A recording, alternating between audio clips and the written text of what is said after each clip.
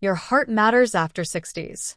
Whether you are fit enough to claim Everest in your 60s or you can be early managed to get up the States is very much down to the health of your heart. This astonishing part of the human apparatus is your body's engine, or more specially, its fuel pump. It has one basic job which is performed ceaselessly throughout life: to maintain the flow of energy-bearing blood to all of our organs. There is no reason why it should not fulfill this function in a trouble-free way into your 7th, 8th, and 9th decade and beyond. Hail and heartier cardiac health. Your heart beats an average of 38 million times a year, mostly without you ever giving it a second thought. But now, as small changes begin to occur, it may be time to start paying a little attention to how this most vital organ works. Your heart matters. Most of today's over 60s have better heart health than any previous generation, thanks largely to improved medical care and healthier lifestyle. The improvement has been dramatic even over the past decade or so. In the UK, deaths from heart attack fell by 50% between 2002 and 2010.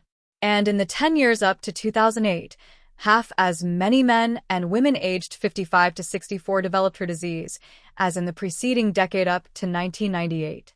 Your parent generation may well have lived in fear of heart attacks and strokes as they grew older, but you don't have to. In fact, you can be confident that you can reduce or even eradicate your own risk of serious heart trouble. Your body's delivery service. Your heart is the dispatcher in your body's own courier service. Located at the hub of your circulatory system, it ensures that essential supplies are delivered to your cells, organs, and tissues.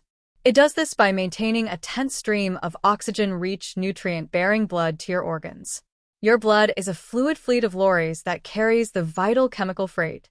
On the return leg, the blood takes away waste products, transporting them through ever-widening highways of vein, finally reaching the lungs, where carbon dioxide is rejected into the air as you exhale. The internal engine. As you get older, both the heart and circulation undergo several small changes. Your heart beats slightly more slowly as your natural pacemaker loses some of its cells. The heart muscle itself decreases in size. Your main artery becomes thicker and stiffer. The volume of blood is slightly reduced as there is less fluid generally in your body. Tiny sensors that help to keep blood pressure constant when you change position may become less sensitive. Red mirror with relish. Men experience this changes about a decade earlier than women because the female hormone estrogen has a protective effect on the heart and arteries. You would not immediately notice a difference when these changes occur, but some symptoms might come to your attention eventually. You may feel dizzy if you stand up from sitting or lying, or your blood pressure may be higher than it used to be. And your heart may be less able to tolerate a sudden increase in workload, for instance, when you go from walking on the flat to climbing uphill. Step to a stronger heart. There is penalty you can do to improve your heart health. First and most importantly, if you smoke, give up. Why? For starters, it speeds up the hardening and narrowing of your arteries and make it 2 to 4 times more likely that you will suffer a blood clot than someone who doesn't smoke. Back in 1990, the U.S. Surgeon General published evidence showing that smokers who quit in their 60s experience a better quality of life, as well as having a longer life expectancy compared with those who carried on. Since then, scientists have documented specific heart-related benefits. Within just 20 minutes of your last cigarette, your blood pressure and pulse rate decrease. After a year, the risk of coronary artery disease is halved, with the risk of stroke falling to the same as a non-smoker within 10 years. Whatever your age with you quit. Action stations. Then take a positive step literally. Get out and walk. A brisk half-hour constitutional 6 days a week will reduce your risk of heart disease by up to 40% according to a major study in which the health and physical activity routines of 72,000 women aged 40 to 65 were monitored over 8 years.